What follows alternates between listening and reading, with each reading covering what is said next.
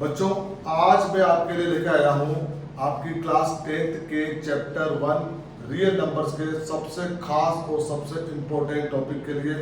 जैसे कि आप पीछे देख रहे होंगे, यहाँ पर मैंने वेरी वेरी इंपॉर्टेंट लगा रखा है और ये बेसिक और स्टैंडर्ड दोनों ही फॉर्मेट में आ चुका है और हर बार आता है, हर साल आता है, हर टीचर इसको बहुत इंपॉर्टेंट बताता है और यही आपको 3 नंबर दिलाएगा। तो स्टार्ट करते हैं सबसे मेन टॉपिक के लिए। तो वेलकम टू MG प्लस। और अब मैं आपको बताने जा रहा हूँ यहाँ पर सबसे इम्पोर्टेंट जो टॉपिक जो अपना है रियल नंबर का, वो है proof that √2, √3, √5, √6, √7 is an irrational number. अब आप सोच रहे होंगे सर आपने सारे नंबर एक साथ क्यों लिखे? एक साथ ये बताने के लिए लिखे हैं क्योंकि इन सबका पैटर्न बिल्कुल सेम है। 2 हो, चाहे 3 हो, चाहे 5 हो, चाहे 6 हो, चाहे 7, सबका पैटर्न सेम है। और ये जो मैंने लिखा है कभी ना कभी किसी ना किसी साल आपके बोर्ड में आ चुके हैं। अगर आपको विश्वास नहीं है तो प्रीवियस पेपर उठा के देखो, एक नई क्वेश्चन आपको मिलेगा, इनमें से ही मिलेगा, इनमें से एक क्वेश्चन आपको मिलेगा। हो सकता है proof that √2 is an irrational number, √3 is an irrational number, √5, √6, √7। Rajasthan board हो चाहे CBSE बोर्ड हो, ये क्वेश्चन आता ही आता है। आपके टीचर ने भी आपको बताया होगा और मैं भी आपको बता रहा हूँ, बहुत शानदार। अब यहाँ पर ये निकलता कैसे है, मैंने एक साथ क्यों लिखा, उसका रीजन मैं आपको बताऊंगा। एक क्वेश्चन को सोल्व करेंगे और उससे आप अपने सारे क्वेश्चन को सोल्व कर सकते हो। मतलब एक तीर से अनेक शिकार, अनेक शिकार होंगे। ये है सिंगल डिजिट के लिए जो आपकी 1.2 एक्सरसाइज है, उसमें आपने देखा होगा फर्स्ट क्वेश्चन यही है, prove that √5 is an irrational number. Example में आपके 2 और 3 है, क्लियर। एग्जाम्पल में 2 और 3 है, एक्सरसाइज में आपके √5 है और ये 2 क्वेश्चन एक्स्ट्रा √6, √7 ये भी आपके बोर्ड एग्जाम में आ चुके हैं। तो बच्चों ध्यान से देखिएगा फर्स्ट क्वेश्चन को, और अगर फर्स्ट क्वेश्चन समझ में आ गया तो बाकी इतना कुछ नहीं करना होता, बस डिजिट चेंज करो थोड़ी सी और प्रूफ आपके सामने, क्लियर है। तो देखने के बाद सबसे पहले देखो, ये नंबर हम सभी जानते हैं कि ऑलरेडी इरेशनल है। मतलब भाई हम इंसान है और हमें इंसान प्रूफ करके बताओ, तो क्या करोगे? हाँ इसके 2 हाथ हैं, हाँ इसके 2 पैर हैं, ये बोल सकता है, 2 आंखें हैं, 2 कान है, 1 नाक है, वो सब कुछ हो। हाँ अब इन सबसे प्रूफ हो गया कि हाँ इंसान है। तो ये इसमें भी हमें ये करना है, हमें ये पता है कि √2 इरेशनल नंबर है, क्लियर है, लेकिन हमें से प्रूफ करना है कि इरेशनल नंबर है तो क्यों है। अब थोड़ा सा हमें यहाँ पर इसमें झूठ बोलना भी पड़ेगा। देखो कभी कभी नंबर लाने के लिए झूठ बोलना पड़ता है, तो यहाँ भी हमें झूठ बोलना पड़ेगा थोड़ा सा। तो हम स्टार्टिंग झूठ से करते हैं और फिर उसी झूठ पर पर्दा डालेंगे, अपने ही झूठ पर पर्दा डालेंगे और सामने वाले को बता देंगे हमने तो झूठ बोला था, ये क्वेश्चन बिल्कुल सही है। देखो कैसे स्टार्ट करेंगे। यहाँ पर सपोज करो यही क्वेश्चन अपने पास आया, हम फर्स्ट को ले लेते हैं, prove that √2 is an irrational number. ठीक है, यहाँ पर हमने क्या किया, इसी को मान लिया, झूठ माना था। तो देखो मैथ में सबसे अच्छी बात क्या होती है, जो पूछा जा रहा है उसी को अज्यूम कर लो, उसी को मान लो। माना कि let √2 is a rational number.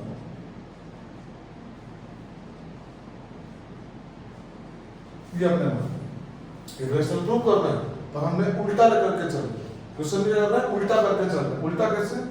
√2 को पहले हमने क्या मान लिया, रेशनल नंबर मान लिया, अभी माना है, प्रूफ नहीं किया, माना है कि अब ये अगर रेशनल नंबर है तो ये किसको फॉलो करेगा, उसकी डेफिनेशन को फॉलो करेगा। तो हम क्या लिख सकते हैं, √2 = A/P। बहुत से बच्चों ने P/Q से किया होगा, इससे कोई फर्क नहीं पड़ता। यहाँ पर A और B क्या है, here A and B are integers and co-prime, दोनों किस नंबर होंगे, को-प्राइम। कोमा लगा के आप लोग यहाँ पे लिख सकते हो, जैसा कि रेशनल नंबर के डेफिनेशन में होता है, क्या होता है कि denominator is not equal to 0। Clear है आपका, स्टेप बाय स्टेप बिल्कुल। √2 is a rational number, √2 = A/B rational number है। और A और B क्या है, A और B यहाँ पर क्या है, इंटीजर है, ये भी यहाँ पे क्या है, इंटीजर है, इंटीजर से। उसके बाद जो दोनों नंबर क्या होते हैं, कोप्राइम नंबर समझते हो, जिनका HCF 1 होता है, जिनका HCF दो नंबर जिनका HCF क्या होगा 1, वो क्या होंगे coprime, and B is not equal to 0। Clear है? अब देखिए यहां हमने किया n, यहां पर हमने एक लाइन क्या लिखी 2 equal to a square upon b square. ये हमने क्या किया बच्चों, देखना हमने क्या किया, हम रीजन 7 के साथ चलेंगे, squaring both sides, squaring both side, दोनों साइड हमने स्क्वायर कर दिया। स्क्वायर किया तो जो रूट 2 था इसका रूट हट गया, स्क्वायर और रूट एक दूसरे के दुश्मन होते हैं, मैंने बता रखा है। तो जैसे ही रूट का स्क्वायर किया इसका रूट हट गया, a स्क्वायर लग गया, b स्क्वायर लग गया। ठीक है, बहुत इंपॉर्टेंट क्वेश्चन में से 100% आता है। यहाँ पर अब देखना, यहाँ पर हमने क्या किया, इसको क्रॉस मल्टीप्लाई कैसे किया, b square equal to a square upon 2, ये b चला गया इधर और 2 आ गया नीचे। अब यहाँ पर एक थ्योरम अप्लाई होती है, तो हम यहाँ पर लिख सकते हैं, यहाँ पर हम लिखेंगे क्या, according to theorem.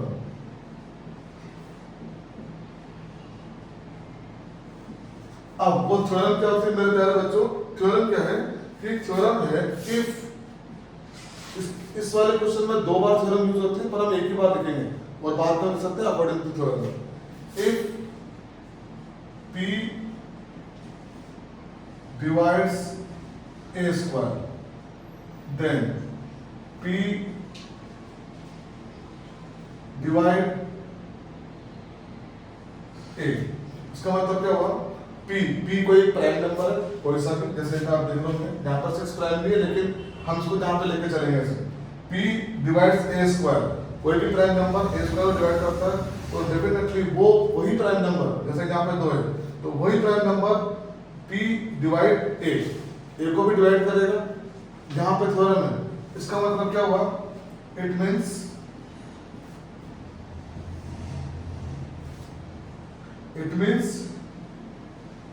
2 is a factor of a, 2 is a factor of a, जो 2 है वो a का क्या आ गया, फैक्टर। फिर से देखना, ये थ्योरम इंपॉर्टेंट है, यही लाइन सबसे इंपॉर्टेंट है। थ्योरम की लाइन क्या है कि if p divides a square then p divide a, अगर p a स्क्वायर को डिवाइड करता है तो p a को भी डिवाइड करेगा। इसका मतलब क्या हुआ कि 2 क्या है, वो a का एक फैक्टर बन गया, 2 क्या हुआ, a का एक फैक्टर बन गया। सेम लाइन फिर से यहाँ पर क्वेश्चन थोड़ा सा लेंथी है, लेकिन इजी समझ में आ जाएगा। फिर से देखना, फिर से किया हमने, लेट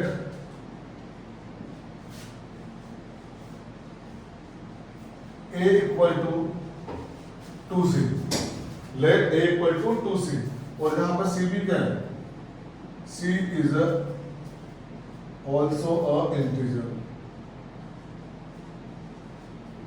c भी यहाँ पर क्या होगा, इंटीजर होगा। अब यहाँ देखना, c पे इससे हम इक्वेशन 1 डालते थे, तो फ्रॉम इक्वेशन 1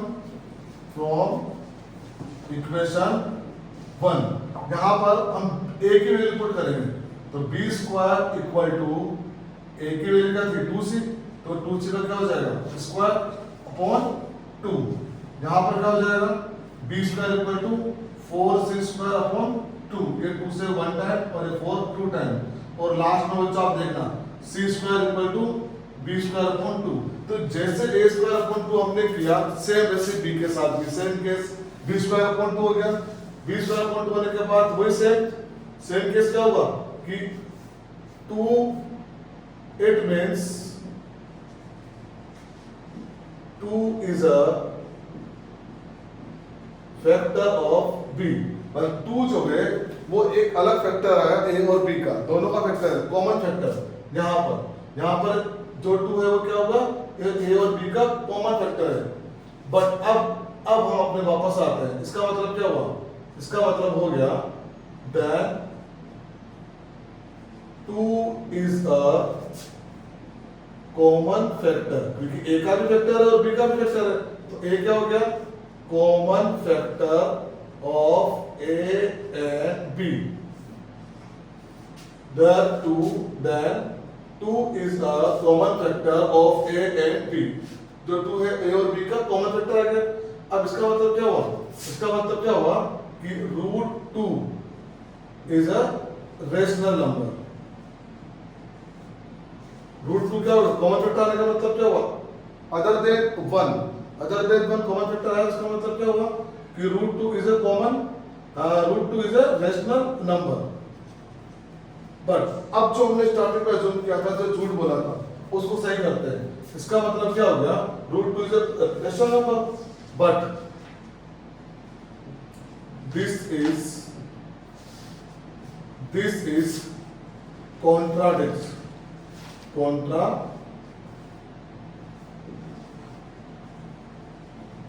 कॉन्ट्राडिक्ट का मतलब होता है मिथ्या, झूठ है। This is contradicts over assumption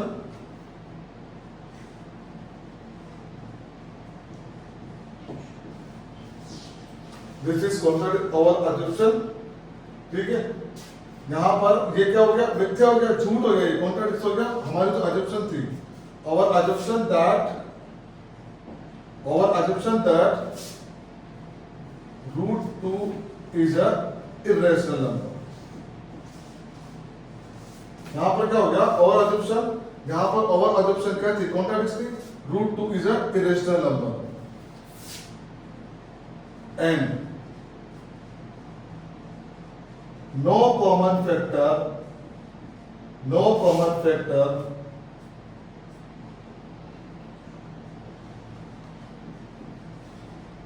other than 1। जहां पर बच्चों फिर से एक बार रिपीट करता हूं इसको, देखना। ये जो है ये कॉमन नंबर है। ये एक क्वेश्चन एग्जाम में हर साल आता है, चाहे वो आरबीएससी हो या सीबीएसई हो, बेसिक हो चाहे स्टैंडर्ड हो, दोनों ही केस में। तो क्या होगा? √2, √3, √5, √6, √7 ये सारे क्वेश्चन मैंने एक साथ इसलिए लिखे क्योंकि हर क्वेश्चन एक ना एक बार एग्जाम में आया और 3 मार्क्स का आया। ठीक है, तो सबसे पहले हमने क्या किया? जो भी आएगा रेशनल नंबर, उसको हमने सबसे पहले रेशनल नंबर मान लिया। फिर रूट में था, जो भी नंबर था, वो 3 था, 5 था, 2 था, हमने 2 लिया है। a/b किया, a और b क्या है? यहाँ पर इंटीजर है एंड कोप्राइम मींस उसका जो HCF होगा क्या होगा? 1 और b ≠ 0। अब हमने यहाँ पे क्या किया? इन दोनों का स्क्वायरिंग कर दिया, तो √2 का स्क्वायर हो गया 2, a का स्क्वायर a स्क्वायर और b का स्क्वायर b स्क्वायर। यहाँ से क्रॉस मल्टीप्लाई किया, देखना ये b स्क्वायर इधर चला गया और ये 2 आगे नीचे। यहाँ पे आप देख सकते हो b square a square upon 2, b square equal to a square upon 2।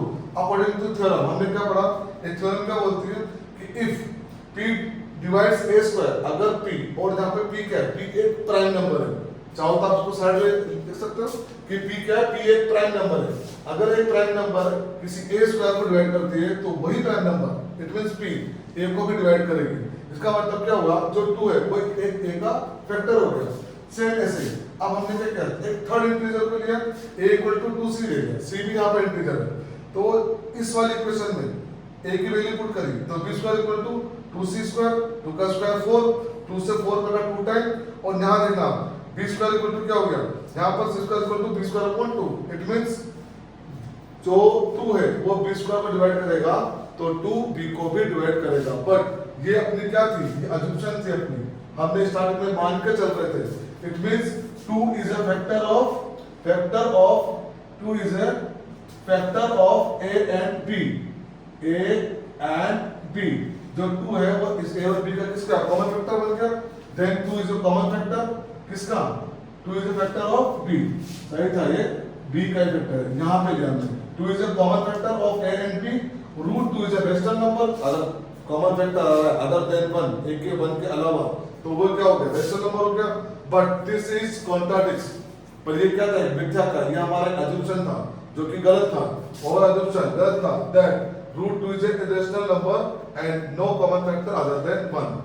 यहाँ पर क्या होगा कि ये जो √2 है ये यहाँ पर इरेशनल नंबर ही रहेगा। ठीक है, अब आप लोगों को इसमें चेंज कैसे करना है? आप लोगों को यहाँ पर चेंज कैसे करना है कि यहाँ पर जब √3 आ जाए, सपोज करो √3 आ जाए, तो आप यहाँ पर 3 कर दोगे, ये 3 हो जाएगा, ये 3 हो जाएगा, ये 3 हो जाएगा। ठीक है, अब जब यहाँ आपने a = 2c लिया तो a = क्या हो जाएगा? 3c। जहाँ 3 से रखेंगे तो 3 का स्क्वायर क्या हो जाएगा? 9 और 9/3, तो 3 से 9 का 3 टाइम हो जाएगा 3c। और फिर से ये 20 का कौन क्या हो जाएगा 3, सेम लाइन वापस से। अगर 5 हुआ तो यहाँ 5, यहाँ 5, यहाँ 5, यहाँ पर 5 आ जाएगा। 5 का स्क्वायर क्या होगा 25, और 25 कटा 5 से 5 10, 20 का कौन फिर से 5, फिर से वही 5 कौन फैक्टर 6 हुआ तो सेम ऐसे। क्लियर? बिल्कुल जहां पे ऐसे कैसे अगर आप लोग करोगे तो आपके 3 मार्क्स यहां पर इजीली आप अचीव कर सकते हो। 3 मार्क्स का क्वेश्चन है और डेफिनेटली क्वेश्चन आता है। अब बच्चे इसी एक्सरसाइज के छोटे छोटे क्वेश्चन यहां पर आप स्क्रीनशॉट ले सकते हो।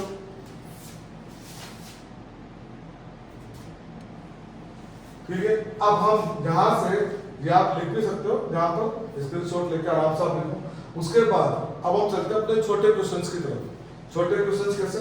देखो आप लोग सोच रहे होंगे क्वेश्चन तो बड़ा छोटा सा था और सॉल्यूशन इतना बड़ा, लेकिन अब जो आएगा वो हो सकता है आपको इसके कंपेयर में थोड़ा सा बड़ा लगे, लेकिन उसका सॉल्यूशन बहुत इजी है, सॉल्यूशन बहुत छोटा है और कुछ चीजें बिल्कुल सेम है। ये मान के चलो बोनस नंबर हम इसको मानते हैं, क्योंकि एक क्वेश्चन करोगे सबकी तैयारी हो जाएगी। यहाँ पे आप लोग देखना सेम वही, लेकिन इस बार हम साइन के साथ चलेंगे। जैसे यहाँ पे क्वेश्चन बनता है अपना प्रूव दैट 3√2, चलो रूट तो अपन ने पहले लिया, थोड़ा चेंज कर देते हैं इस बार, 2 को बाहर कर देते हैं, 3 को अंदर कर देते हैं, थोड़ा चेंज रहेगा। ठीक है, prove that 2√3 is an irrational number.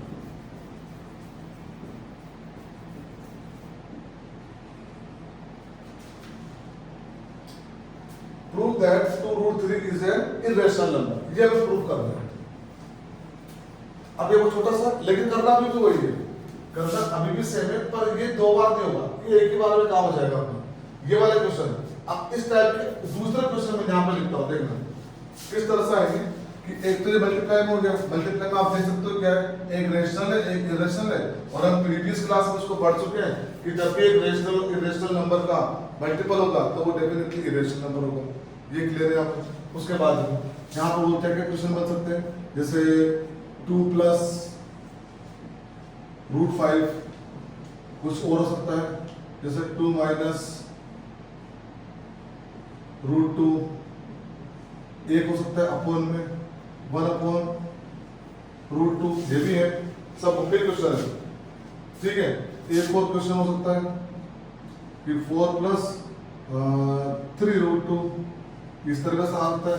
ये कुछ इसी के सिमिलर कुछ एग्जांपल है जो 2 मार्क्स में आता है। अगर इस टाइप का क्वेश्चन आएगा तो वो आएगा आपका 2 मार्क्स का, और जो पहले हमने किया 1 वर्ड वाला वो आएगा तो वो आएगा 3 मार्क्स का। देखो क्वेश्चन बहुत छोटा था पर उसके मार्क्स बड़े थे, क्वेश्चन ये उससे थोड़ा सा बड़ा है पर उसके मार्क्स कम है, क्योंकि इसका सॉल्यूशन छोटा है। कैसे देखते हैं, एक क्वेश्चन करता है कि let 2√3 is a rational number.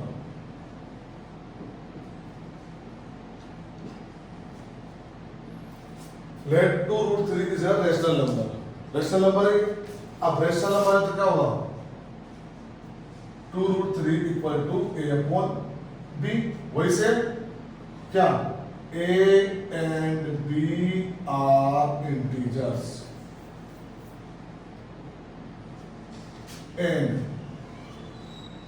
co-prime, ये लाइन जरूर लिखना, एंड b = 0। यहां तक से अब क्या करेंगे, अब इसको को स्क्वायर नहीं करेंगे, क्योंकि स्क्वायर करेंगे तो ये रूट हट जाएगा। हमें सबसे मेन जो अपना फोकस पॉइंट है वो तो रूट पे लेना है, क्योंकि रूट होगा तो वही रेशनल होगा। ठीक, अब यहाँ पे देखते हैं, यहाँ पे हमने क्या किया कि √3 = a/2b, ये 2 कहाँ चला गया इसके नीचे। यहाँ पर जब a इंटीजर था b इंटीजर है, इंटू 2 करने पर भी ये भी क्या बनेगा, चाहो तो यहाँ लिख सकते हो आप इंटीजर, और लिख दोगे तो बहुत अच्छी बात है, एग्जामिनर की नजरों में अच्छा इफेक्ट पड़ेगा कि हाँ बच्चों को नॉलेज थी, आता था। तो ये भी क्या हुआ इंटीजर, इसको इक्वेशन 1 डाल दिया, from equation 1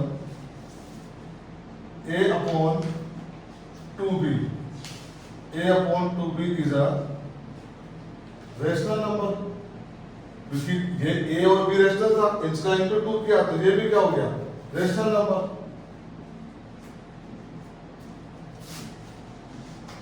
but this is assumption,